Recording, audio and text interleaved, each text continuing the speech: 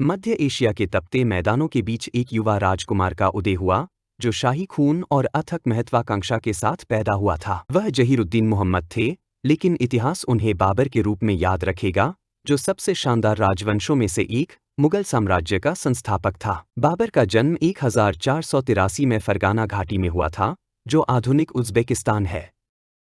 अपने पिता की ओर से वह महान विजेता तैमूर और माता की ओर से चंगेज़ खान का वंशज था, इसलिए उसे शक्ति और विरासत का जीवन जीना था। लेकिन नियति ने उनके लिए आसान रास्ता नहीं बनाया था। 12 वर्ष की छोटी सी उम्र में बाबर को अपने पिता की असामयिक मृत्यु के बाद फरगाना का राज्य विरासत में मिला। लेकिन इस अशांत क्षेत्र का प्रबंधन करना आसान काम नहीं था। बाबर का प्रारंभिक शासनकाल निरंतर संघर्षों और विश्वासघात से भरा रहा। उसने अपनी मातृभूमि खो दी, लेकिन अपनी अतृप्त महत्वाकांक्षा के कारण उसे पुनः प्राप्त किया। 16 वर्ष की आयु में उसने प्रसिद्ध तैमूरिद राजधानी समरकंद पर कब्जा करने का साहसिक निर्णय लिया। फिर भी इन प्रारंभिक असफलताओं के बावजूद बाबर का दृढ़ संकल्प कभी कम नहीं हुआ। समरकंद में रहते हुए बाबर ने अपने अनुभवों के बारे में लिखा, जिससे एक युवा राजकुमार के जीवन और विचारों की दुर्लभ झलक मिलती है। उनके संस्मरण बाबरनामा में न केवल सैन्य विवरण बल्कि व्यक्तिगत विचार भी प्रस्तुत किए गए हैं, जो उनके बहुमुखी चरित्र को दर्शाते हैं। एक कला,